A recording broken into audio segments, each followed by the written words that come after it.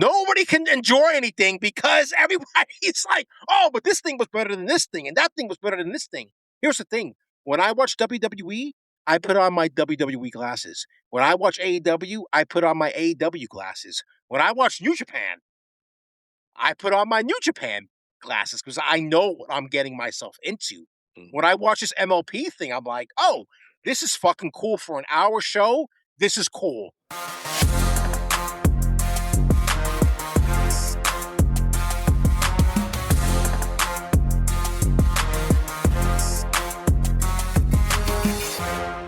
Hey, everyone, and welcome to the first official episode of the Heel Federation podcast. I am one of your hosts, Will Hernandez, and I am here with my two co-hosts, Erik Pimentel and Daniel Hernandez. Yes, that is my brother. So that is a real thing. But I was thinking about this before because I made the edit. By now, people should have heard the intro episode from last week. It's up. We're recording this on Thursday, August 6th. This is going to publish on Friday, August 14th. But if you go back to that episode, I had to make an edit in the beginning of that episode because we called ourselves the Hot Tag Podcast. And then as I was getting everything ready on the back end, I found out via YouTube that there already is a Hot Tag Podcast. So we had to fucking scramble and change the name. Thankfully, Erik already had the Heel Federation podcast in mind. We actually talked about that like a few weeks ago, but we got it done. Everything is okay. We're fine. Erik, I'll go to you first. What's going on? How are you doing today? I'm good, man. Ready to talk some SummerSlam. Yeah,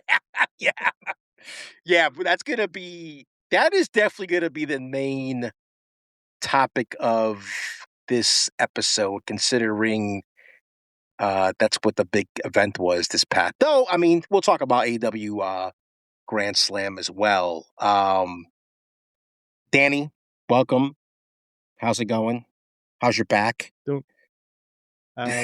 Doing better. Took some meds, some muscle relaxers, so hopefully. Don't fall asleep. Well, no. Well, I'll try not to, but I should be fine. Other than that, I was just making sure this podcast was going to happen this week because I was waiting for a cease and desist letter from the other podcast people. Once they found out, we stole their name. So I can't fucking. It's funny because I'm in YouTube, right? And basically, for the cheat code for me was taking the Nerd Federation stuff and just changing the names, right? That's all you have to do. It was already created. So I'm back there and I'm putting in Hot Tag Podcast, and YouTube tells you this is already taken. I'm like, oh no. So I go do a search for Hot Tag Podcast, and it comes up. And the last episode was like last week, a SummerSlam preview. And you know who does it? It's PWI. It's a PWI podcast. Yes, yeah, it's a PWI podcast. Jeez, they definitely have lawyers. So, Well, Danny works for lawyers, so maybe we could have. Maybe Danny could have helped us. I would have to beg them for pro bono work. Oh shit! So yeah, that idea went out the fucking window. So again, we pivoted and got things together. I still feel like I'm a little scatterbrained by the whole thing, but I mean, as things get going, we're not recording next week because Danny and I are in Florida, and Erik's got some things that he's dealing with next week. So that's why this episode's not gonna publish until the 14th. And then we'll come back to our regularly scheduled programming the following week. But before I go on, Danny, have you seen Spider-Man yet? I have not. So I plan to go watch it this weekend. How is that even possible? I don't know. I haven't really been following Marvel movies lately. Really? Okay. The last Marvel movie I seen was Deadpool and Wolverine. Holy shit! Wow. I Okay. didn't watch Thunderbolts. I didn't watch. I think Fantastic Fantastic Four Four. came out. Yeah. Yeah, so I haven't been. I rarely go to the movies now. Anyway, I feel like everything comes out on streaming in a month. Anyway. Yeah. That's true. So, Yeah. but I am planning to go see this one, this weekend. So Okay. Good. Because Eric and I have already seen it, and we're gonna want your opinion when you're back and watching it. Well, have watched it. So, all right. Let's let's dive into it right now, and our opening pop of the week, as we're calling this, and basically, this is just going to be a thing that each of us picks from the past week that we, genuinely liked, or, basically reminded us why we're fans to begin with. And I want to let me start us off. And the reason why is because I came across this. This is the type of shit when I start talking, you guys are going to know why I picked this. And this is the kind of thing that I want to what I want this podcast to be about, because I belong to these stupid Facebook groups that people just say the dumbest shit you can ever imagine, like about anything. AW, WWE, it's ridiculous. And I think part of the reason why I'm in there is because I just want to see what people are saying, because I think it helps to give us some insight into what people might be saying. Even though I do think people say shit and they don't really believe it, they just want to get like a reaction. you Uh, know? I'm laughing because I think my brother is an admin to one of those fucking Facebook groups. Are you serious? Yeah, serious. Because he told me, he's like, "Yo, when you start your podcast, I do admin in some Jersey wrestling podcast or whatever." So he's like, Okay. he would shout us out on there. Okay, good. Okay, I don't think.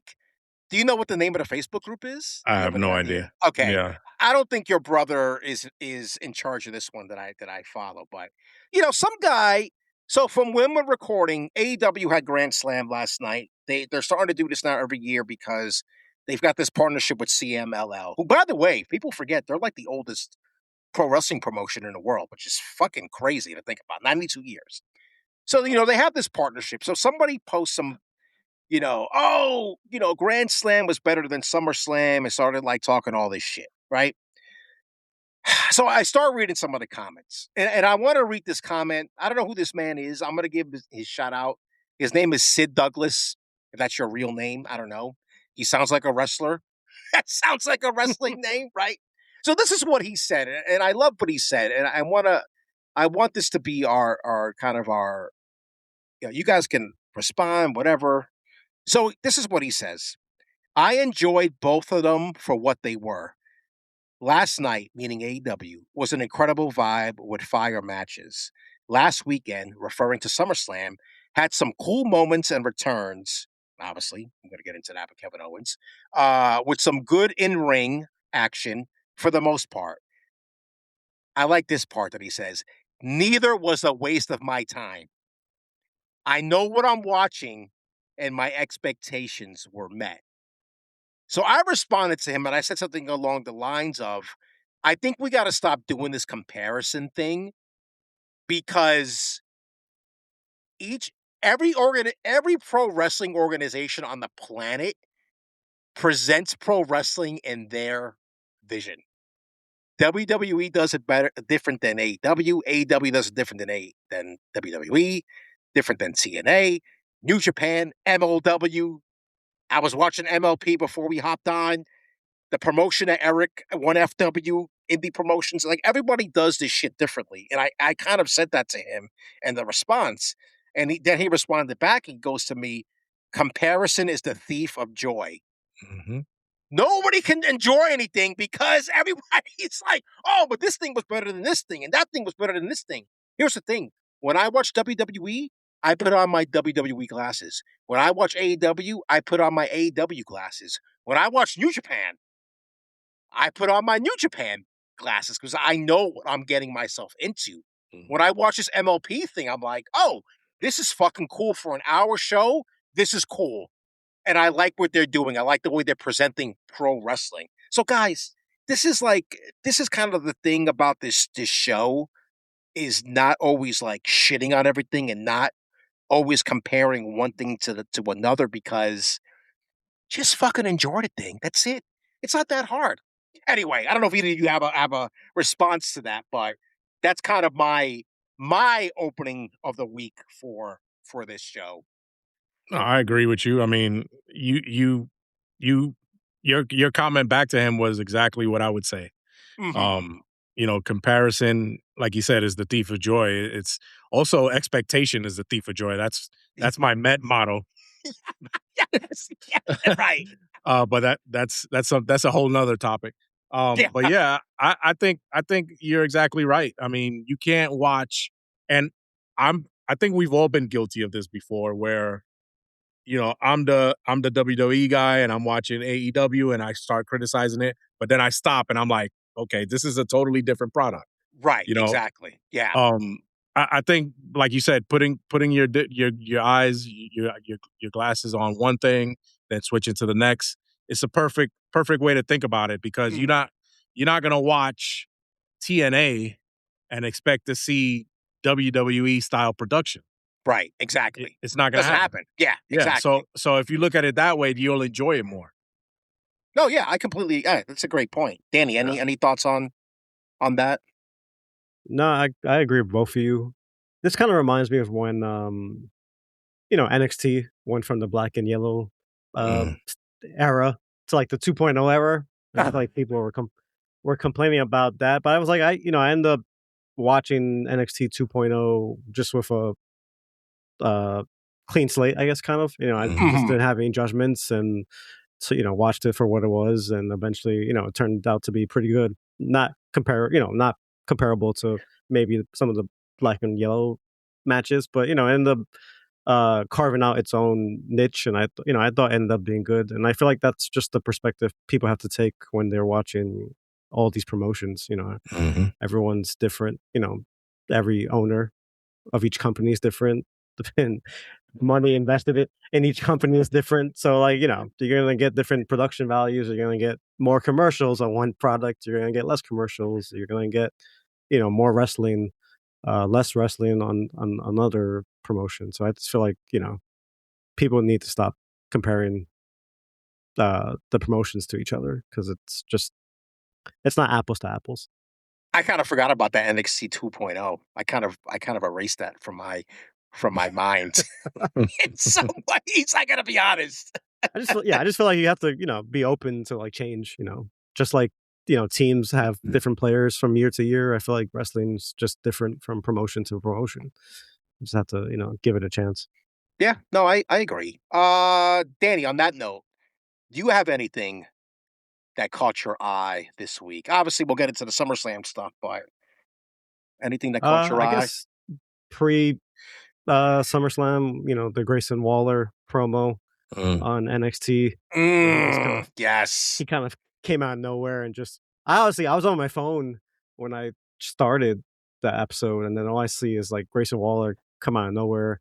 And then I had to remember, like, has I seen him recently? Because, I don't watch Raw as often, but from what I remember, he wasn't even being used on Raw. And so, I saw him, and, he came out and just, I think he spoke for like 10, 15 minutes with this fiery promo and kind of made fun of what he was doing currently, but also attacked other people in the promo. And I thought like it came out pretty good. And I feel like sometimes WWE needs to do more of that. Just let people go out there with no script and kind of. I'm sure some of it was scripted, but sure, I'm sure he ad-libbed most of it. So I feel like that they should do that more often. There's definitely people on the roster that can cut promos besides, the CM Punks and the Rhodes of the business. I feel like, there's more people that can cut promos like that on the WWE roster. Erik, did you watch the Grayson Waller? Yeah, I'm an NXT guy. I like watching NXT because I don't want to be in the dark when these guys come up. Yeah, that's a good point. Yeah. So, and then especially the women's division. The women's division in NXT is fire. So I love watching NXT. And when I saw that Grayson Waller thing, I right away, similar to Danny, like I'm messing on my phone. I heard him start to talk. I was like, what did he say? Let me rewind that. Yeah.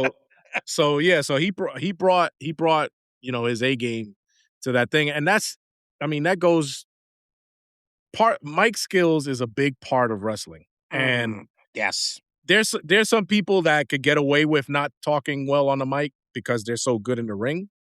But if you could be decent in the ring, and if you have good mic skills, like Grayson Waller could talk, that could bring you places. So, I mean, his promo was really good. Called a lot of people out, called himself out, and I'm looking forward to see what they do with him, leading up. I know I saw Tuesday's episode, and they were kind of like having people coming up to him backstage, kind of like started a riff and things like that. So I'm looking to see what they do with this. That's interesting. Yeah. Yeah. Erik, what about for you as far as pop of the week? I'm gonna say, and I'm surprised this match got shit. Well, I didn't say got shit, but it didn't do as good as we thought would do as far as like 5-star, whatever the hell. Yeah. EO versus Liv Morgan. Oh my God. Bro, that match was so good. And it was the first match of SummerSlam. You text me right away. You were like, okay, great start to the pay-per-view. Yeah, exactly. And then we get these trolls on the internet that give it a C. Like, it's Danny, right? Danny spotted on Bleacher Report, right? Yeah, I found the next day there was an article. Fans are outraged by Bleacher Report's grade for the match. I think there was another place I gave it like 2.5 stars, or maybe I'll make what? That's I just feel like no, that's ridiculous. I just feel like they were just giving it bad reviews. I don't know for what reason. But I was about to say for what reason. I almost think that's a hate on Liv Morgan more than anything. Interesting. Because she hasn't, since she won that title at Mania, she hasn't defended it. Yeah, I know. They kind of busted her chops about it on Monday. So they were busting her chops about it. But hey, you can't, this is not, this is scripted, folks. You can't just come into the ring and be like, okay, who's going to fight me? Right. It has to be booked. So if the guys that are booking these events aren't putting you on the card, what are you going to do? You can't control that. Yeah. Paul. So, and Liv Morgan was one wrestler about 3 years ago. I wasn't feeling her. Like, I didn't like what she did, but I think once she turned heel and she started rolling with Dominic and things like that, I just saw a change in her character, and I started to like, and her in-ring work got a lot better too. Than when she was with the Riot Squad. They were horrendous. That's right. The Riot Squad, godly, holy shit.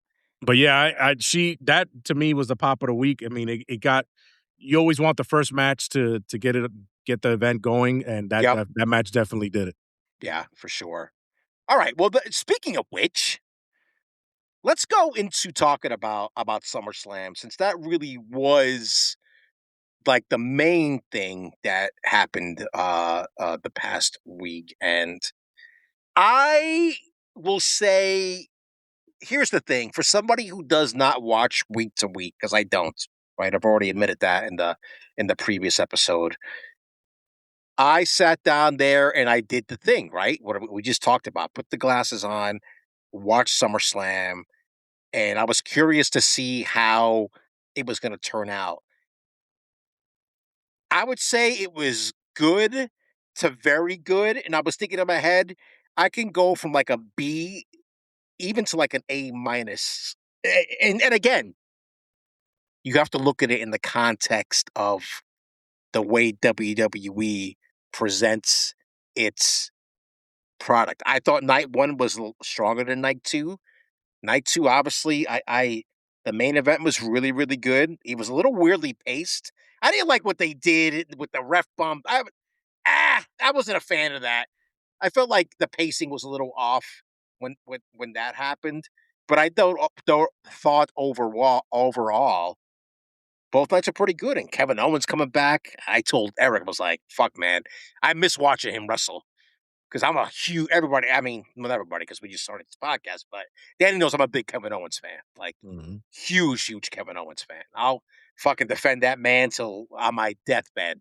So, Yeah, and it's been interesting to kind of see the aftermath because I did watch Raw. It took me 4 days to watch Raw, but I fucking watched Raw, and I haven't watched Raw I have not watched Raw since the first Raw on Netflix. So that goes to show you how long it's been since I've watched Raw, and we can get into a little bit about kind of the aftermath, but I would say those are kind of my overall thoughts about SummerSlam.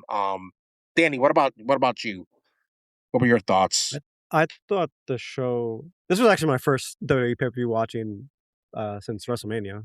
Oh my god! You know what the funny thing is that now since you have YouTube TV, ESPN Plus is included in YouTube TV. So Yeah, I mean that's the reason why. So I wasn't gonna. I think they charge like what $30 a month or something. yeah, If it's if like it's not. So right. I already paying enough for other streamers. Um, when I was comparing that to WrestleMania, I thought the presentation actually was a That's little right. bit smoother. Yeah, Eric. I don't Just know for why. context, hold on, Danny. Eric, just for context, Danny texted me and thought that SummerSlam was better than WrestleMania in You some you can ways. you can make that case. Yeah, go ahead, Danny.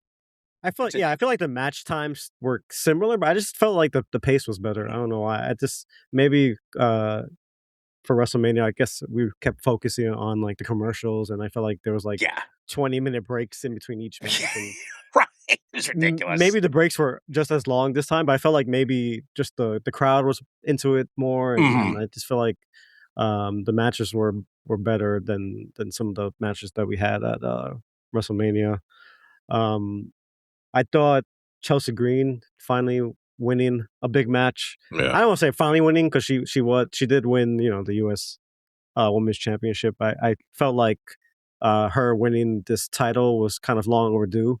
I thought there was some missed opportunities in the past to have her win like the Money in the Bank so she can cash in. So I'm glad they finally did right by her and had her win um, the ladder match. Uh, the main event on night two, I thought was better than the Brock Lesnar Oba Femi match. I feel like Mhm. you can throw Seth Rollins and Reigns into any match at any time, and they'll put on a banger. Yeah, that's what they I did just for feel like sure. they do have great chemistry. Um, and then going back to like the Brock Lesnar Femi match, I was fine with how it played out, but I at one point I thought there was definitely too many kickouts. But I guess if you're trying to build Oba into a big monster for the future, then I guess that's kind of what you need him to do: kick out of these big maneuvers and finishers. So I mean, if that was their intention, then it played out well on TV.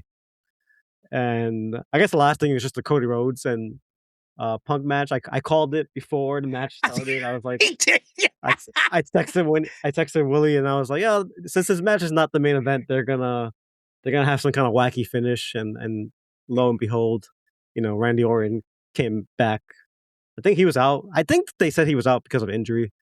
Mhm. So he finally came back after months away, and kind of RKO'd Cody, and we'll see where it goes from there. So I think that top of the card and some of the mid card matches were good, and they did an overall great job over the two nights. So Okay, we'll talk about Brock separately because I do want to get into that because I've got some things to say about his career and the impact he had. Because for those who are unaware, he retired this past week. So we'll get into that. Eric, your overall thoughts about SummerSlam? Yeah, I think at the end of the day, I just want to be entertained, and I think I was entertained for two nights. I agree. Yeah, definitely. I think a match that I don't want to say nobody's talking about, but it was less people are talking about it is the Chad Gable Penta match.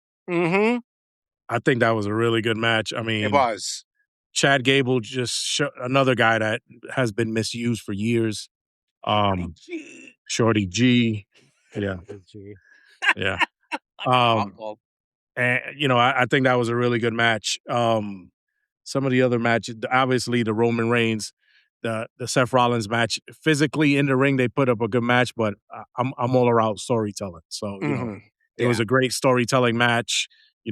Kind of like an ending to the whole Shield era.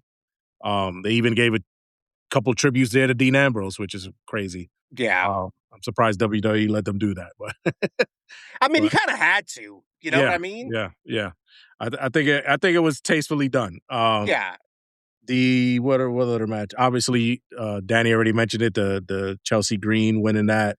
And I think with the Oba Femi Brock match, I was watching that match and I was like, I was enjoying it, but when Brock pulled the apron, Yeah. uh, Yeah. The wood and the wood the canvas, post. Yeah. I was like, this shit looks familiar. And then it reminded me that Brock did that to the Undertaker at their Hell in a Cell match. Oh God. Okay. And Yeah. that was a callback to that match. Well, he did do the Tomb Raider. The Tomb Raider. Jesus Yeah. Christ. The Tombstone. onto the. Yeah. So in the Brock Undertaker match, Undertaker did that to Brock and Brock kicked out. Right. So he's like paying kudos to that match and just telling everybody this is the new guy here and Yeah. there. I think Oba kind of screwed up the finish though. Yes, because he was supposed to do him on the wood, and you saw Yo, Brock look over. I was like, oh fuck, they fucked that up. They fucked it up, but I mean, it is what it is. But It is. but yeah, I think the only match that I would say was a dud was the 6-man tag with the ladies. Wait, that's the only one? Well, what else are we talking about? Come on, bro. Are you fucking kidding me? Oh, well, the Danhausen. Yeah, I mean, again, put on your glasses, bro. Yeah. Even with my glasses on, I was blind. Come on. That's a comedy skit match. You know, I enjoyed that match because Danhausen paid a tribute to Bret Hart, so it is. Oh, shut up. But yeah, but overall, the pay per view was a good pay per view. I'll give it a B plus. I wouldn't go A because I think A has to be like, everything has to. Every go match is a banger. Yeah. Every match is a banger. I'll give it a solid B plus. Danny, were you gonna say something? Were you gonna say something? Speaking of speaking of bad matches, I thought the Trick Williams. Oh my God, that was not good. That one wasn't that great. You're right. And I think maybe because of the lack of chemistry between the two, like I don't know if they even practiced their match beforehand, but it was not. You would think so. I mean, you would think so. But the weird part is that they wrestled when he went down to NXT for a little bit. That's right. Yeah. Right. But back then, Trick wasn't Trick who he is now. Right. Yes. Yeah. Can we stop with the little Yachi? Just enough. Apparently, they're going to re-sign him to another contract, so you might get more of him. Little Yachty. What is he actually? Wait, it's Little Yachty. That's Yachty. it? Yeah. Okay. Yeah. Whatever. Wait, he's like signed to WWE, like legitimately signed. Yeah, I think he maybe had like a minor contract, something or like interesting. Okay, but he's signed. Gotcha. The only thing I'll say about Trick Williams, though, I feel like Trick's not really a great wrestler. So I feel like he needs to be with someone who's a great wrestler for his matches to come over good. And while Corbin's a great heel, Corbin's like a big guy. He's not going to do some of the stuff that like a Finn Balor or a Kevin Owens will do in the ring. Right. So I feel like sometimes Trick needs that other person in the ring with him to make him look good as well. So yeah, Trick's got the. I was underwhelmed when he was TNA champion. Like you saw the issues, like his shortcomings in that reign. And I think part of the reason why those matches were pretty decent is because of the people he was working with during that time. But you would think you would learn something from that experience. I don't know. I don't want to be too rough on the guy. Because he's not he's more of an athlete kind of guy that came in, right? Like, what's his history? Right? He was a wide receiver for the Eagles and got cut. Right. Yeah. So it's just like that's gonna take time. That's gonna take time. So when Trick started with WWE, he was like the mouthpiece for Carmelo Hayes. Right. Yes. Yeah. And then they started giving him some matches here and there, and I was like, this guy, his ring skills aren't good. It has improved, but he's not on the level of those other guys. But yeah, perfect example when I said when we first started talking, it's like you could be good on the mic and decent in the ring, and it'll get you places. So as long as he continues to improve in his mat skills, he should be all right. Trick's he's got the aura, right? Yeah. He's got that part. I mean, look what they fucking chant. when he comes out. Hello? You know what I mean? Mhm. It's like he's got that going on, but, he just needs to get a little bit better in the ring. That's all. What did we think about? I don't know. Did did all three of us watch Raw or parts of Raw or Yeah, I saw I it. watched parts of it. I didn't finish the whole okay? thing. I did watch parts of it. I gotta say, again, this is just for people who are listening. This is gonna be a theme for me. Like I'm really guys. I watched 13 hours of fucking pro wrestling this week. Okay, 13 hours between WWE Saturday, Sunday, Monday, AEW on Wednesday, and the Maple Leaf Pro yesterday, and it started last week and started going into the episodes as I'm like walking on my treadmill. Like it's a lot. It's a lot. I have to say, I am intrigued by some of the stuff they did on Raw.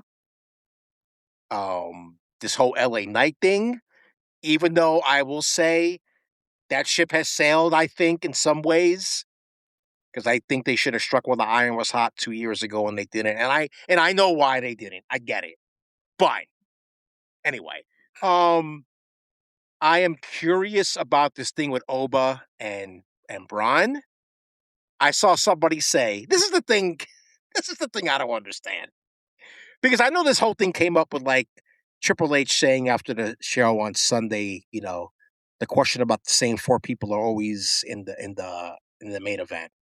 And then Triple H said, well, you have to use who's over, right? And then there was backlash to that because people brought up LA Knight. Somebody I saw online said that Braun and Oba facing each other is too soon. My brother, when the fuck? These are the guys that you need to start building. Like, I'm sorry, but like, yes, you're going to have to start pitting younger guys against each other that might be over so that they can take the next step and be those people that sell tickets.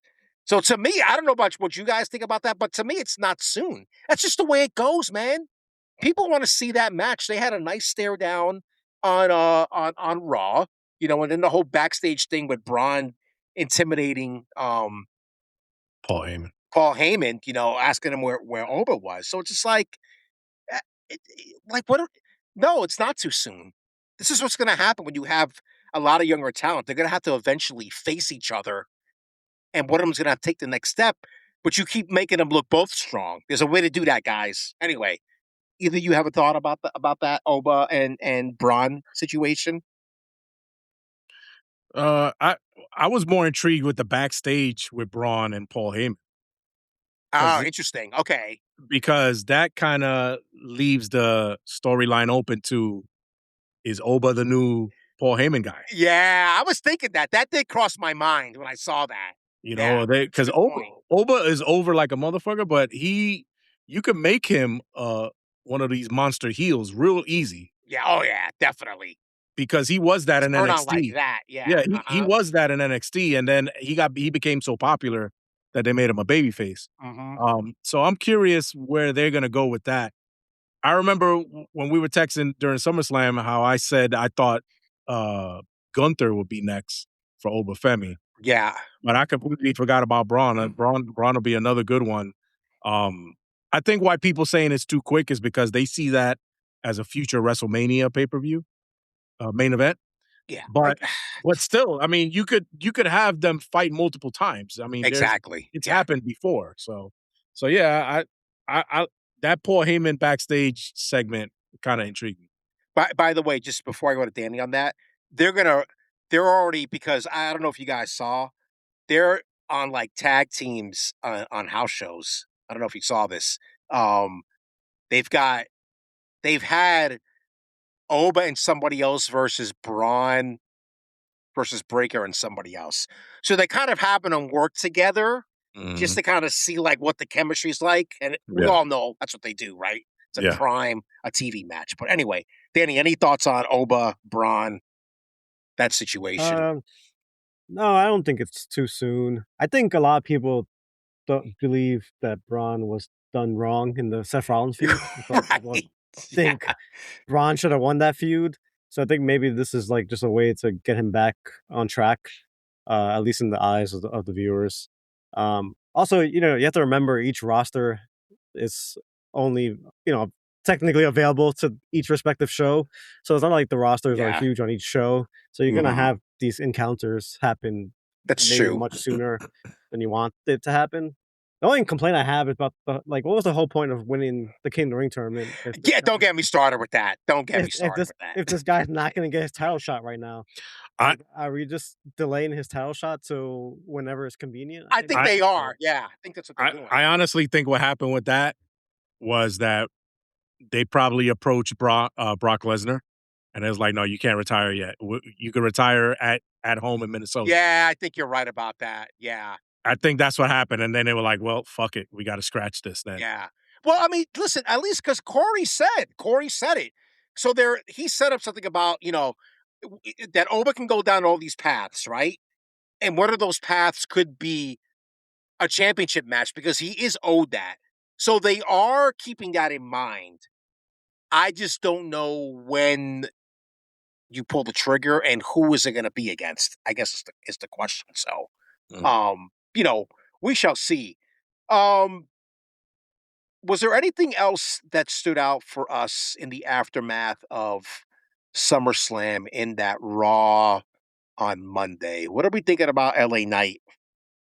Like, what do you guys think about him? Because you guys have watched more closely than I have, since he's been there.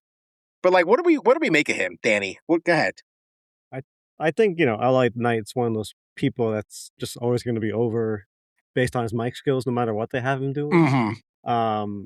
So like, he reminds me of like Bray Wyatt, kind of, where Bray Wyatt was always great on the mic and was always losing feuds, and I feel like that's the role that LA Knight's in right now. Interesting. So like, yeah, he can cut a great promo, but I feel like when it comes time to win the matches, I feel like they're just gonna book him to lose, and I just feel like, I don't know if this match is gonna happen at Money in the Bank, him and Roman. I just feel like they're just I just feel like they're feeding him to Roman because they need someone to be a placeholder, and so one of one of Oba or maybe Bron or whoever else to have him fight in the future. So wait, Money in the Bank is not till October? Holy shit! So wait, what are they doing next? Wait, it's already August. So what's their next main show? I mean, I thought they're treating Triple A, like Triple Mania, as a main show. Oh, interesting. Yeah, I think so. They have. I don't know if you saw the I don't know if it was on Netflix. Yeah, but at the end, at the end it was. I don't know if that was during the live. They showed it on Netflix. I saw it. Yeah, they showed it at the end. So they have Roman Reigns involved now on that show, so which is interesting. That's the next big show they're going to try to book. Yeah, for those who are unaware, at the end of when Jacob Fatu beat Royce Keys, I always called him Powerhouse Hobbs. Royce Keys, Roman came out. They did a salute, and then when Roman came back through the curtain, Mysterio's there, and I didn't know he was the general manager of Triple A, or as I used to call it, Triple A, but they don't call it anymore because everybody's white now. So, so I guess he goes to him. I'm the general manager of Triple A. I've got a proposition for you, and I guess we found out later there's going to be a tournament, and the winner of that tournament is going to face Roman Reigns at the Triple A show. Grande Americano, I'm calling it right now. Oh, yeah, it's going to happen. I mean, it's not even a fun. Even Danny, I think Danny's doing the same thing. I'm calling it. You have to do that. So, Erik, your thoughts on LA Knight? Yeah. Yeah. Let me talk to you. So, there you go. I think with LA Knight, I think he falls into the category of guys like you mentioned Bray Wyatt. I think of old school guys. I think of Roddy Piper, Mr. Perfect. Yeah, guys that are over with or without a title. Sure. And that could be good, and that could be bad. Yes, I agree. So I think that he falls into that category. If they were going to make him a champ, it would have to happen when Roman Reigns did not have the title, because they're not going to make him lose to LA Knight. Yeah. So unless some miracle happens on some, I guess Survivor Series is when they're gonna face, if they do face. Mm-hmm. I don't see it happening. I just see, LA Knight continuing to be super over, but he's not gonna be able to climb that mountaintop. I'm trying to think, like, when was because like you guys both said it, he's over. He's over. He's one of those guys right now in pro wrestling, in any promotion that can do no. He can lose. It doesn't fucking matter. There are very few guys and women who, if they lose, it doesn't matter, right? I almost feel like we're at a point with WWE in particular that it doesn't really matter what the fans want. It's all about what, I guess, the machine wants. And what I mean by that, listen, Roman sells the tickets. CM Punk sells the tickets. Seth Rollins sells the tickets. Cody Rhodes sells the tickets. Is LA Knight going to sell tickets? I don't know. Sell Slim Jims. That's right. He's in those Slim Jim commercials. Yeah. I don't know. When was the last time that... Go ahead, Danny. What? You forgot to mention Danhausen. He sells tickets too. He sells merch. He sells shitload of merch. Human monies. God. Which sold out. I read the money is sold out. Both. Come on, stop it. Stop. Are you kidding me? So, yeah. He wasn't on Raw, though, which is interesting. Or is he a SmackDown guy? What is he on? Which show is he on? Technically on both shows. Yeah, he's... Oh, yeah, okay. And he was... Okay, let's talk about Danhausen. We've kind of talked about it. Listen, I don't even know what to say. I get it, and I don't get it, but I do get it, if that makes sense. Like, I see the appeal. I see, but the problem with the money, you know what I kept on thinking about? I just kept on thinking about Judy Bagwell on a pole match. That's what kept on coming into my head. That's all I was thinking about the whole time watching that. I'm gonna ask, but if I run into Buff Bagwell out here, I'm gonna ask him. Oh, that's right. I forgot he lives around where you are. I don't know. You guys can say whatever you want about Danhausen. My only concern with him, and I can already see it happening, they're gonna fucking run him into the ground, right? And then he's gonna be part of a year from now, the post WrestleMania cuts. Maybe. I could be wrong. I could be really pessimistic, but I don't know. Go ahead, Erik. I don't think he'll ever get cut, man. I think this dude will be like an R-Truth and be on that roster forever.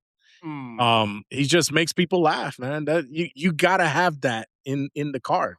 Oh, I agree. Yeah. Like I said before, R-Truth, Santino Marella, guys like that make people laugh. And WWE, I'm gonna be honest with you, when Danhausen was in AEW, I was sounding like you. I was like, what the F is this? Because I'm like, I didn't know what it was. I wasn't familiar with Danhausen. Yeah, I knew of him. Yeah. I think AEW didn't believe in him. So he would come on one episode of Dynamite, and then you wouldn't see him again for like 3 weeks. Then he comes pop back up. So I think AEW kind of screwed up that, but I don't think AEW is the machine that WWE I don't think is so either. Yeah. Well, it's not only to put all of that money behind Danhausen and have him with the Knicks and all of this stuff. That he's super over, man. And the kids, you got to have segment for the kids. Kids fucking love Danhausen, man. They put the face paint on. They buy his merch.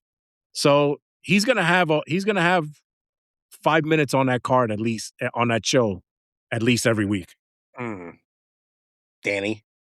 Danhausen, you kind of share the same name. Not the Dan same salary. Not the same what? Not the same salary. No, I think they're riding the train while it's hot. I don't know if that's the saying, but I feel he's moving so much merch right now. They're just taking advantage of it, and I think eventually they'll stop pushing him as much, and he'll probably settle into like Erik said, the comedic role. R-Truth is what, in his 50s, so and the Miz is like in his 40s, or so. They need someone to eventually fill in that role. So I think, I like Erik said, I think he'll be there for a long time. And I always, even when he was in AEW, I always thought his character was better fit for WWE. So I feel like they know how to take advantage of that type of character, and you're seeing it happen now. So, gotta ride the wave while it's hot, and then, once it cools down, he'll settle into his comedic role, and he'll be fine. Yeah, Ron Killings, aka R-Truth, is 54. Good Lord. I didn't know he was that old. And the Miz is 45. So Miz has been around for a long time. All right. Brock Lesnar, guys, is supposedly retired. Do we believe that, by the way? I think so. Danny? Yeah, I think so. Okay. He's one of the people that, he doesn't care if he wrestles or not. Yeah, yeah, that's true. He prefers to be on the farm. Yeah, yeah, with the chickens. Yeah, I don't know. It's they showed that montage on Monday, and I remember the biggest thing I remember. He got me into UFC. Like, he got me back into, like, I had watched it early on. I thought the UFC in the beginning sucked, and it did. Because for those who are unaware, they didn't have like weight classes back then. It was like a fucking free for all. This is when they had fucking Tank Abbott, and it was awful. And it honestly, it was not until Brock went there that I started watching it again. And listen, he won there. Granted, he did get into some. He tested positive for steroids. I think once or twice, Danny. Right? What was it, like once or twice that he tested positive? Do you remember? I know it was one time. Yeah, it was at least one time. Yeah. But yeah, he got me back into that, and it was just like crazy to see him do that, and be successful at it. He won like a few fights and was a heavyweight champion. So, when they do say he's like, he might be the greatest combat athlete out there, yes, I actually like believe that. But he's always been, bro. I remember, Danny. I don't know if you remember, or maybe even Erik. I don't know whether one of you were with me. I saw him wrestle in a dark match before Raw. I don't know if if one of you guys were there with me, but I remember when he came out, I was just like, "Holy shit, this guy is huge." He's all fucking muscle, and bro, I mean, he did athletic shit. I mean, we saw. Granted, he almost fucking killed himself doing the Shooting Star at WrestleMania that one year against Kurt Angle, but man, that guy just did shit that nobody has done. When he came back, after the UFC run, and he was wearing like the shorts with the Jimmy John's ad and all that, and he was just like this monster. I remember people not liking that, but I fucking loved it. I love that John Cena match where he just fucking destroys him. Yeah. It was awesome. Like, that was the whole point. That was the whole fucking point, was to kill Cena, And people complained about that. I was like, that was great. That was great. So yeah, it sucks that he's retired, because he's not that guy now they can lean on to be like, we need a really big match at WrestleMania. And he was part of that, that group that you need a big match, you get Lesnar. They're not going to have that option anymore. So I'll be curious now. It opens up, whether it's Oba or whatever. But yeah, Erik, what are your thoughts about just Lesnar and in general that he's retired? Well, though I think he's retired, never say never. Oh yeah, of course. Yeah, of course. He could take on like the Undertaker role of, I'll see you at WrestleMania every year, and that's it. Right, yeah. He's 49, so. Yeah, so as long as he keeps himself in shape, which working on that farm, he probably will keep himself in shape. I could see, like kind of like one of those attraction wrestlers that'll come in, once a year. I can see that happening. Yeah. As far as his career, man, he's had a hell of a career. He going back to when he first came, I think, is he still the youngest heavyweight champion ever? I believe so. I will look that up again. Or did somebody break that? I don't know. But I remember when he beat The Rock. I remember some of the shit that he did, like F5 and Big Show. Yeah. That takes some strength to do that. Yeah. But yeah, I mean, you can't. The dude's a first ballot Hall of Famer. You can't deny his. He was the super athlete. I think that's what Paul Heyman used to call him back in the day. Right. Mm-hmm. And he proved it. UFC, he even tried out for the Vikings one time. Right. Yeah. So yeah, I mean, kudos to a great career. By the way, he is still the youngest WWE champion. Yeah. 25 years and 44 days. 2002 against The Rock at SummerSlam. I feel like nowadays 25 is not young anymore. You know what I'm saying? Like these wrestlers coming up so young. Yeah, they are. I could see somebody breaking that. I don't know how old Bron Breakker is, but I could see somebody breaking that. I don't think it'll be Evans, but he's like, what, 20? 20, right? Yeah. Jesus Christ. Bron Breakker he's already older. He's 28. So okay. Danny, your thoughts on Brock? I feel like you guys already kind of covered it. He was a super athlete. I remember when he first came, I think was it Spike Dudley? Yes. Destroyed him in the ring. And I feel like that's when people started maybe liking him even more after that. Yeah. I remember, I feel like when he first started, he was having wasn't he having 2-on-1 matches? And he was, I think. Suplex the crap out of everyone. Yeah.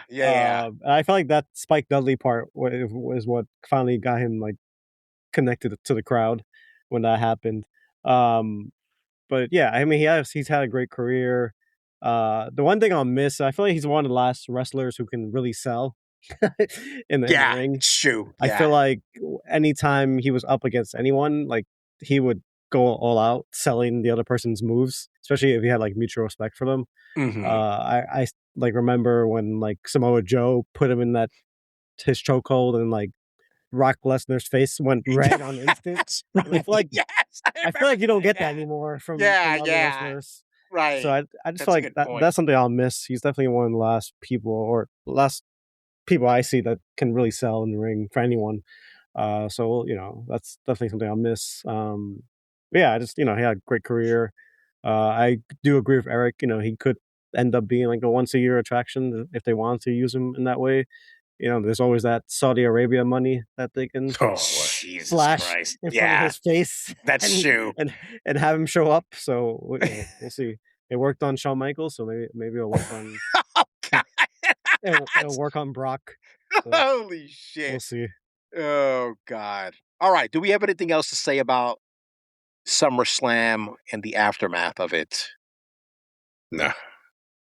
Yeah, we've been on this for a while, which is fine. Okay, let's talk about something that either might be the shits,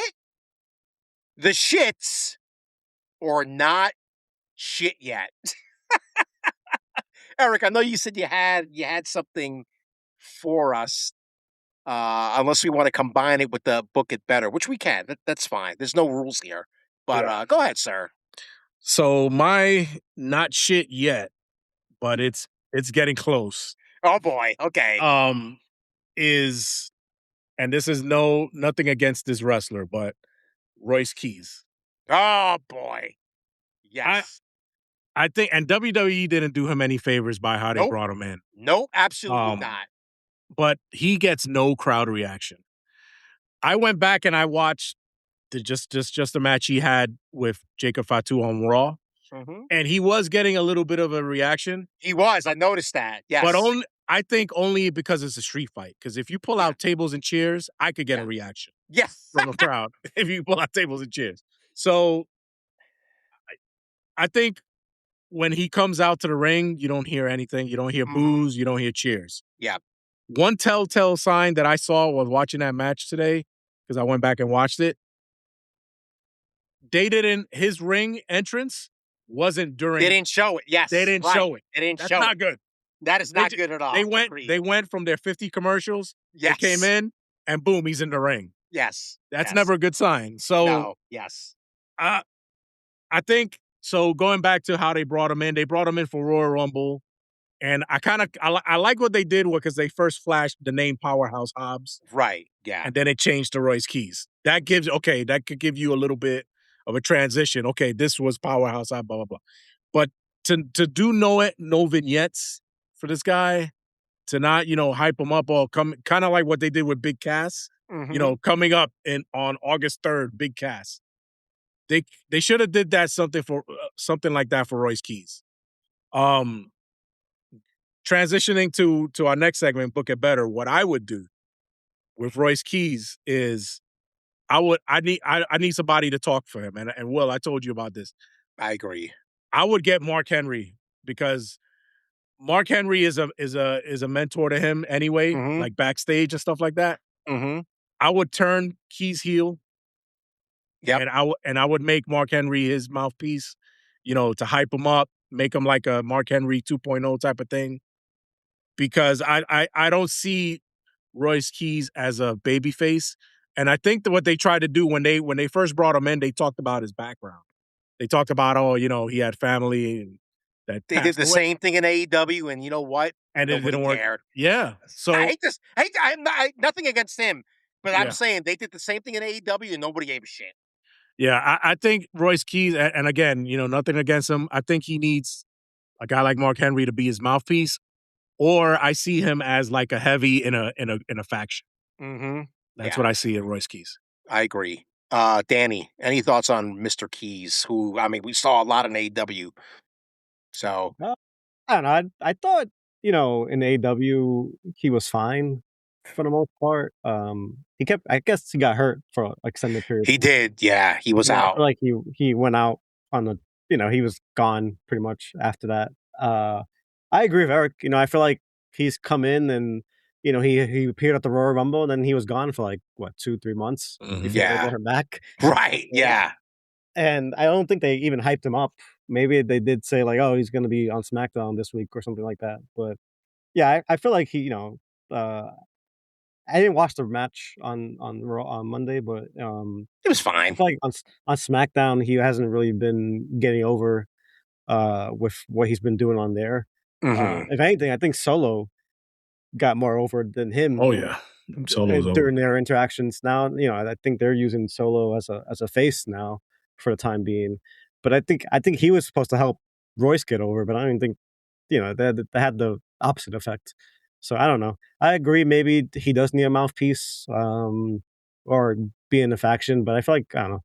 Sometimes factions are not great either. So maybe a mouthpiece would be better for him. Yeah, it's just like I was telling this with. It's funny. I can't find his age anywhere. Very strange. I'm looking on Wikipedia and it's not coming up. Very, very weird. Yeah, it's just I don't know, man. Like what before he left AEW, he was in the ops with Samoa Joe and Hook and Shibata. And I told this to Erik. I was like, when he was in AEW, he was just a guy. He wasn't really, and I never thought, his style was not AEW style, right? It just isn't. And some people do better in that style versus the WWE style. So he was already a mismatch. He wasn't like if you go back and watch, everybody watched the Grand Slam last night. I've watched like Mark Davis. That he's a big dude, but Mark Davis is really that dude is so fucking underrated. Anyway, that he's a big guy, but Mark Davis can like move, where Hobbs is very like, I don't know, he's stiff. And somebody today was like, oh, all he does is like clothesline and body slam guys. It's like that's all I mean, I get nothing against him. That's just what it is, That's Yeah, fine Danny, if you can. I mean, that's fine if you can talk in the mic, right? Right, yeah, exactly. But he doesn't even do that. So I don't know. I tend to I agree with Erik about how do you book him better? Do you get Mark Henry involved? Because he does he does need something. Yeah, I don't know. It's funny. I'm looking at his Wikipedia. He was trained partly by Ezekiel Jackson. Oh, I see a lot. Very, Yeah, very similar. yeah. So here's a crazy part. So I was curious. So I started trying to look up his age, and you're right. Uh-huh. But this one person put the age discrepancy for Royce Keys, formerly known as Powerhouse Hobbs, was uncovered by Wrestling Observer via birth records, listed at 35, but actually 41. Yeah, I heard he's in his early 40s. Yeah, Yeah, so he's I did hear 41. about that. Yeah. Yeah, I mean, I think that was the reason why he went to WWE, because it's a place that he always wanted to work at, and he's getting older, Yeah. so he doesn't have. I can't see him doing this much longer, to be quite honest with you. But dude's been wrestling since 2009, which is fucking crazy. Like that's fucking insane to me. By the way, I did want to talk about Cass, because I told these guys, for those who are listening, I was like, I think he's worth speaking about, discussing, because number one, and this is nothing against Enzo, who Danny and I met at the New York Comic Con. That man is not who you think he is. Like, very different in person versus like on TV. I am glad that he is by himself. I don't know if you guys can hear, like, there's like a cricket outside. Yeah. Yeah, you can hear that, right?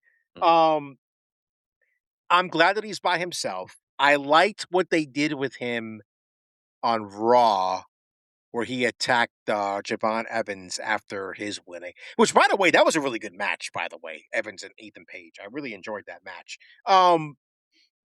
So I like what he did. I like what the promo afterwards in the back about, I'm here to stack bodies, and it doesn't matter who you are, I'm going to stack bodies. And he spoke very slowly. I noticed he got better at speaking in AEW. Like, I don't know what they did with him, but like, he learned thing or two about promos in AEW, because he's better than what he was when he was in NXT and WWE the first time. I just think Enzo hogged the mic. That's what the problem. Well, that's the other thing too.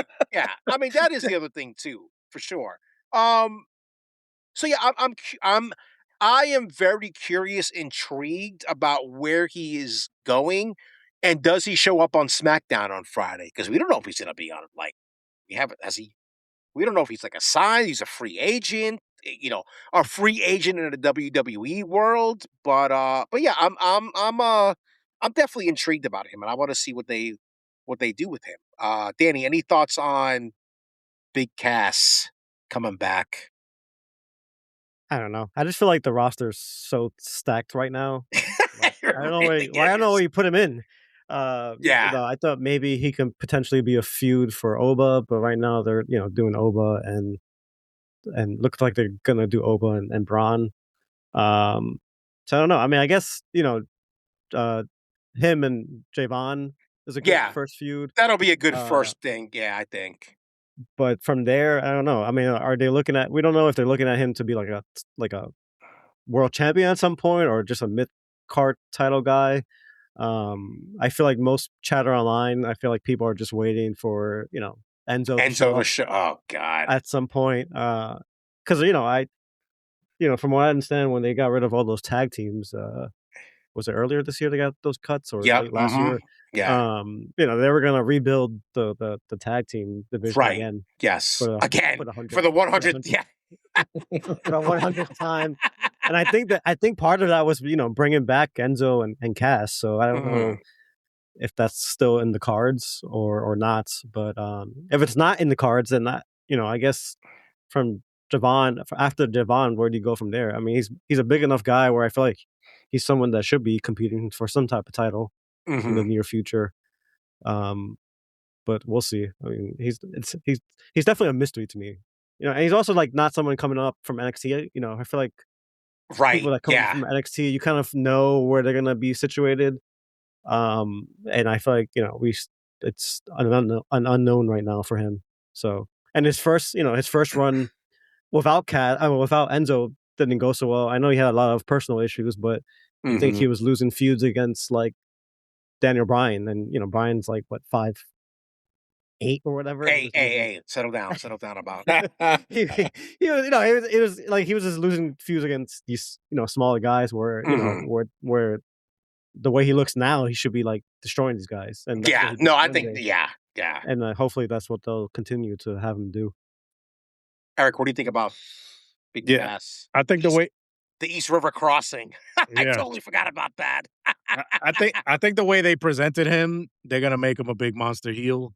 I think that's the way to go with him. I mean, the dude is 7 feet tall. You can't teach that. So, but part of me, as much of a pain in the ass as Enzo was, part of me wants to see Enzo back. Just because that tag team was so over, man. Oh my God, it was ridiculous, bro. They even got me to buy merch, and I don't buy a lot of merch. Mm-hmm. I had that when they had the Cup of Haters. I actually bought the Cup of Haters. That's right.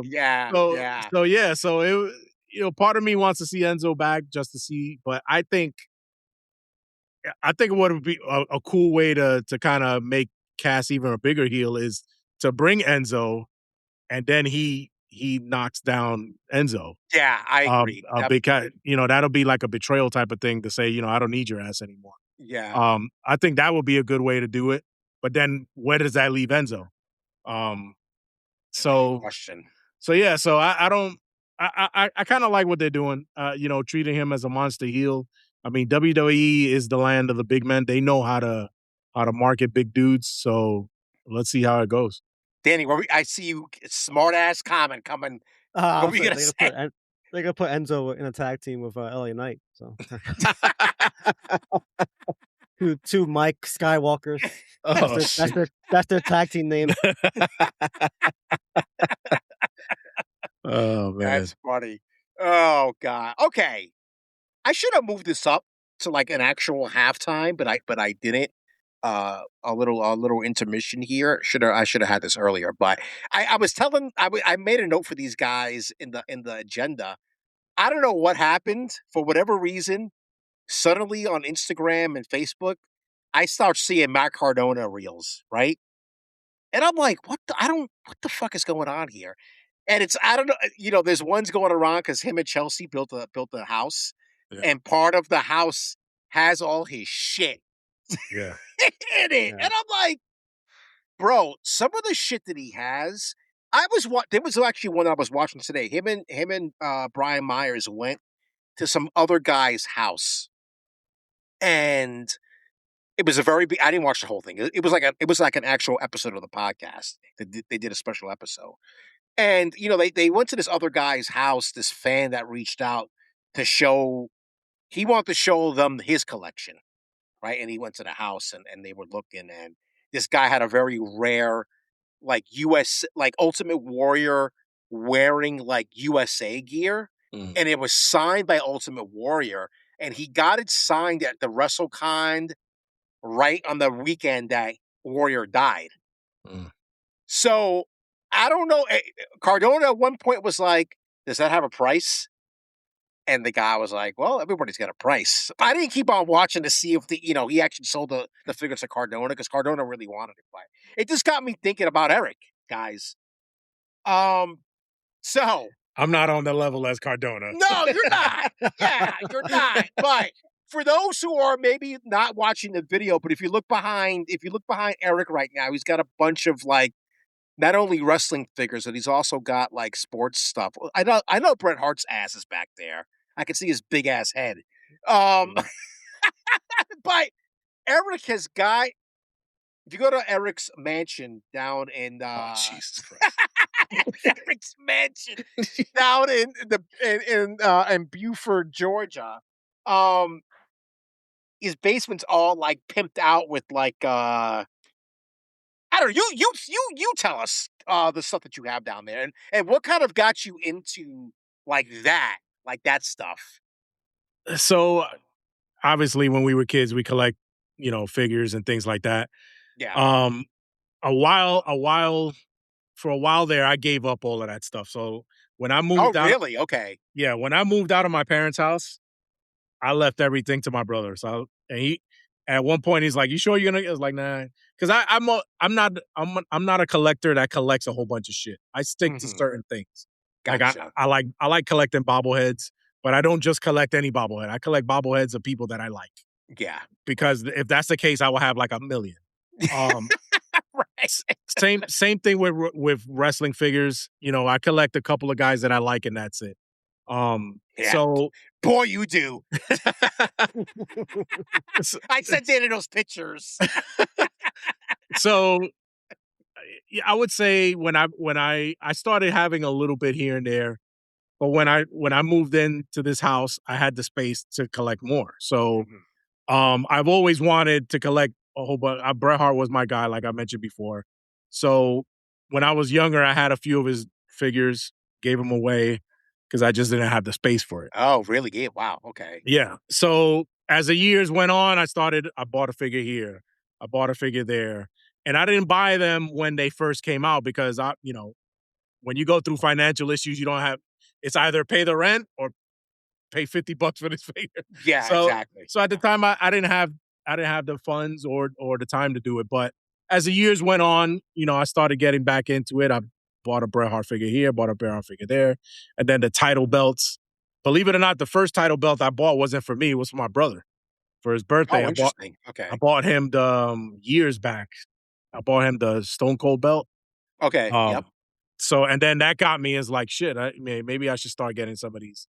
So I would say I don't have any wrestling figures that is worth, like Mike Cardona collects them obviously for the nostalgia part of it, but also, how much they're worth. Yeah. Yeah. If just something catches my eye and it's somebody that I collect, whether it be Bret Hart or even in the sports world, the Gary Carter stuff, I'll purchase it. And then, I have the display, which you saw, one with just strictly wrestling and one with just strictly sports memorabilia. So every once in a while I'll find something that I like and I'll buy it. As long as I'm not a huge collector where, again, I don't have boxes of shit sitting everywhere because I don't like clutter. So I like to have my shit organized, my collection organized. And if I start to get too much, I honestly pull them out because I just don't like the way it's displayed. So interesting. I'm a weird collector where I don't like clutter. So I'm not going to put 1,000 figures on one shelf because I just don't think you're not displaying it right if you're doing it that way. Right. Yeah. Interesting. Yeah, guys, I will follow us on Instagram.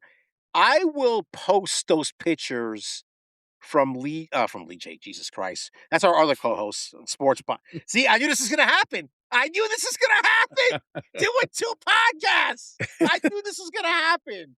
By the way, check out Two Dummies That Just Watched our sports podcast. What a there segue. we go. Yeah. I will post those pictures because because by the way, just for background, Lee J, my co-host on Two Dummies, and Erik is on that podcast as well occasionally. Now we got to get Danny on there because you got the setup now, brother. You're ready to go on there. Bro, we went down to his basement, and I was just like, "What the fuck is happening here?" All this Bret Hart shit. What was it? It's Bret Hart, some Hogan stuff, and then CM Punk, right? That's basically. Yeah, I got some CM Punk stuff. I got some Hart Foundation, Bret Hart stuff. I got Hogan stuff. Gotcha. I got a British Bulldog. Right. Anything that I used to like. Demolition is there. That's right. Yeah, I saw Demolition. Yeah. Yeah, that's Is there any Shawn Michaels? There is no. As a matter of fact, the only Bret Hart bobblehead that I don't have is Shawn Michaels giving Bret Hart a super kick. So I'm like, nah, I don't want that. Oh, that's interesting. Did I ever show you? It's a really hard one to get. It's Bret Hart putting Stone Cold in the sharpshooter with the blood coming down. Bro, that's an expensive one. Yeah. Bro, I've seen people on eBay want like thousands of dollars for that. It's a really. I was like, no, I'm good. It was in that bobblehead museum. I sent it to you. Remember? Yeah. It was sitting in that bobblehead museum. Yep. Danny, you don't really collect anything, do you? No. Even when I was younger, I used to have a bunch of wrestling toys, but I didn't like collect them. I would just take them out of the box and have my fake ring and Right. I remember that. play with them because we didn't have phones back then, so we had to keep ourselves entertained some other way. And then when I got older, I didn't really collect anything. I guess buying games is not really a collecting thing, right? You just buy games just to play them. Well, some people collect them, I guess. Yeah, but not me. I just I went all digital eventually, Right. but I used to have I used to have shelves with video games, but not in packages or anything. I was just buying them just because I was gonna play them. Right. I do know one person from high school who collected Funko Pops. Apparently, those are worth a lot. Depending on Depends. which ones Yeah. you get, those can Yeah. be worth a lot of money. But that's the closest thing. I have a few Funko Pops, but I'm not trying to collect them just to sell them at some point. So I'm yeah. So hold on, guys. I'm standing up because I want to. There is the one. I'm coming back to the mic. There's the one. I'm gonna put it on the thing. I don't know if you guys can see it. There it is. That's the one Funko Pop. It's Mr. T and Hulk Hogan, right? And I think I might have told this story, but I was at it's a fucking random mall in the North Shore of Massachusetts because I used to live in Boston, and there was a store that just had all these random Funko Pops. And I was like, oh, this is cool. So I walk in there and I see this, and I'm like, I have to have that. This was the price tag on this was 35, but I think I actually paid like 50 because it was it was an Amazon exclusive at one point. So it's a little bit more rare of a set. And the other one that I think is worth too is it's the Young Bucks set that was only exclusive to Hot Topic. I don't know people. This is when they were in Bullet Club. I don't know if people remember the Young Bucks negotiated a deal uh with Hot Topic, and that was how we got the Bullet Club shirts in the U.S.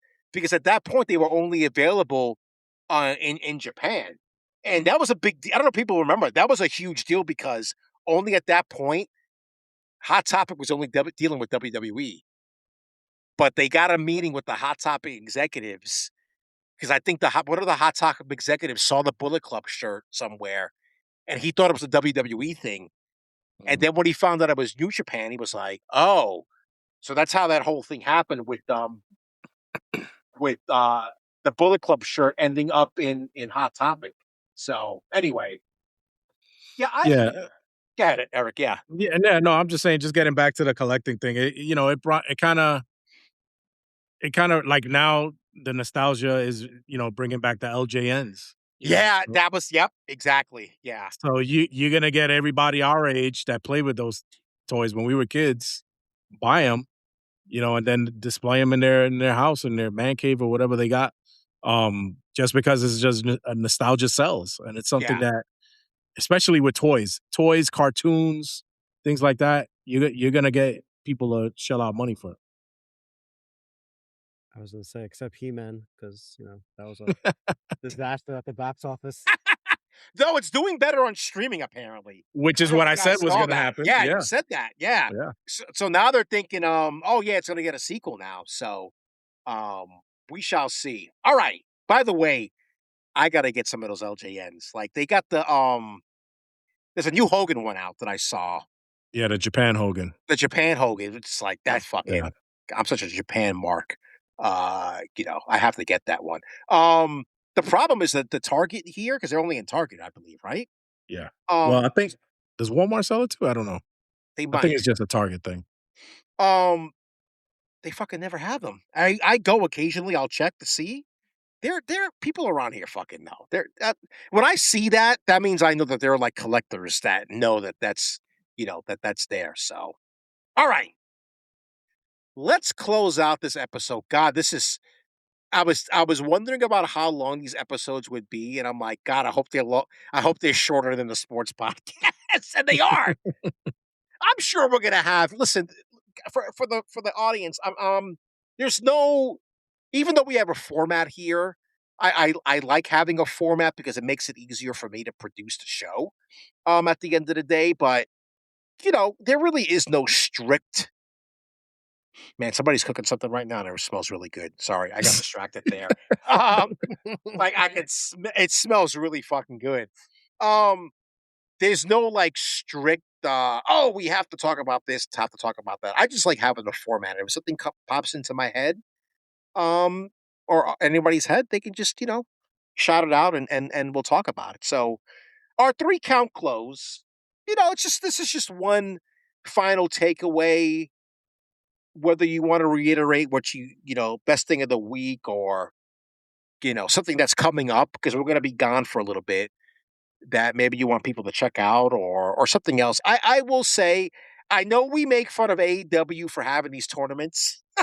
I get it. I understand. Like, they do too many of them. But I feel like every time they do them, I'm like, okay, this is fucking cool. Like, because I like the G1. Like, I like when New Japan does that. It's like a fucking month tournament. Like, I like that shit. I think it's really fucking cool. So I'm sure this will be cool once I get over the fact that they have too many tournaments. One person I really want to see do well is Brian Cage, because that is one guy that really has not done anything as a singles wrestler since he's been in AEW, and I feel like they are wasting him. I don't know if you guys. Well, Erik, did you listen to when he was on with CVV? No. No. I think he decided to stay with AEW for various reasons. I feel like they should reward that loyalty, and have him go far, or at least make some noise in that tournament. So that's kind of the thing I want people to look out for. Is the Continental Cup starts Saturday on Collision, and it's gonna end at All In London. That'll be for the championship there. So that is my thing to close out with. Is this like a number one contenders, or is this another fucking title that they're gonna pull? No, it's the Continental Championship that Moxley has. Oh, okay. Yeah, it's for that. So that means there's no you get the cup too, but you also get the title as well. I got you. Yeah. Okay. Yeah, all they did was they're not, I guess they're not going to do the Continental Tournament because they usually wait for the end of the year to do it. I think they moved it up, so they're going to have the ending be at All In. So they may still very well do it at the end of the year. They might. I mean, listen. New Japan does the same thing. They have the New Japan Cup in the winter. The winner of that gets a title shot, and then you have the G1, and the winner of that gets a title shot at Wrestle Kingdom. So they very well could do that. But anyway, Danny, what do you got to close us out here? Speaking of tournaments, where's this infamous John Cena tournament that we've all been waiting for? That I want to know. But I also want to point out, give a shout out to Julia. I feel like the wrestler. Sorry, I feel like she's been booked pretty badly since she's been on the main roster. People have been complaining. Hopefully that hopefully that gets turned around. It just reminded me because Stephanie Vaquero came back on Monday. I feel like yes, she did. Calm down, horny old man over here. Good Lord, calm down, Jerry. Okay. Yeah. I just feel like I guess I don't know. They both came up at the same time, and I feel like Stephanie took off, and I feel like Julia's been left behind, and I feel like they're both equally as talented. And I know, based on what I've read, Julia's been taking a lot of English classes to improve her promos, and that's part of the issue. Yeah. You can see some of it come through now lately, but I feel like hopefully she gets a chance at some point. Maybe she'll win the Money in Bank for some reason and get a title that way. But hopefully they book her better going forward, because I think she's maybe just as talented as Io. Maybe not as quite as talented as Io, but she can definitely put in the work in the ring. So I know she got squashed this past Friday, so that's why I'm mentioning her.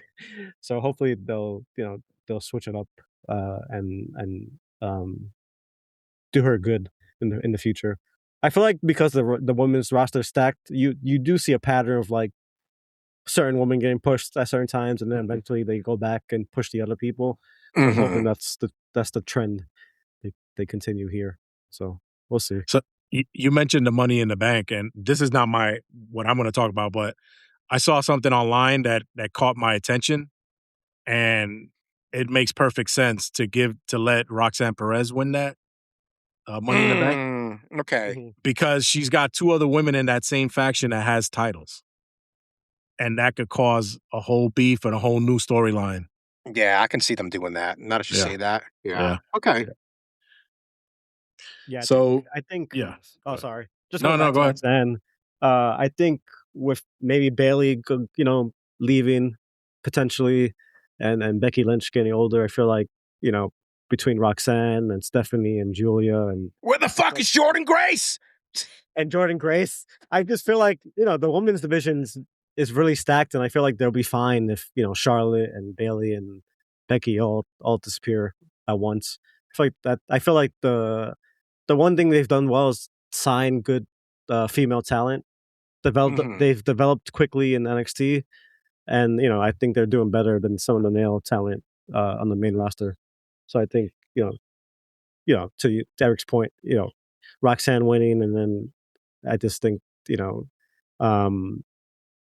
women's roster is set for the future compared to the men's. I feel like men still have to build some stars, but so yeah, I could see that. What do you got, Erik, to lead us out of here?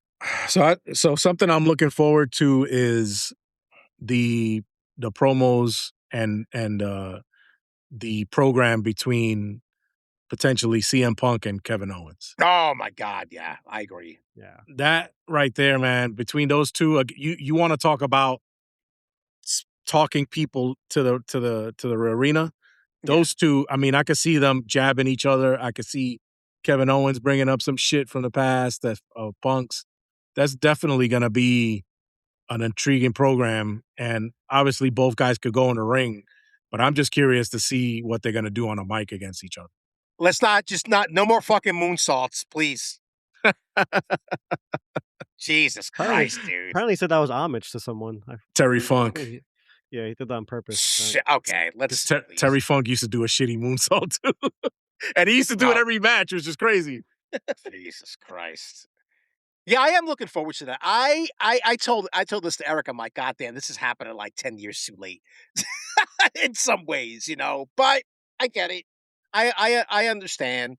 It's I think it'll be good. I think to Erik's point, I think the back and forth is gonna be like, let's see, because they both share the Ring of Honor stuff, so I'm sure they're gonna talk about Ring of Honor in some like indirect way, and I think that'll be really cool. I am looking forward to that. I also think that when Punk came back to WWE, there was a slight 30-second encounter that he had with Kevin Owens so Punk was walking around backstage, and Kevin Owens, he was looking for Nick Aldis's office, and Kevin Owens went right up to him and just like laughed at him and walked away. So interesting. They're going to bring that back up. Interesting. All right. Yeah, I'm looking. What do you think that match is going to happen? Survivor Series, maybe. Yeah, I mean, you said the next. What's the next big actual pay-per-view? Is it Money in the Bank? It's Money in the Bank. Yeah, it's Money in the Bank. That's like the next big one. So we shall see. But Survivor Series is in a ballpark, right?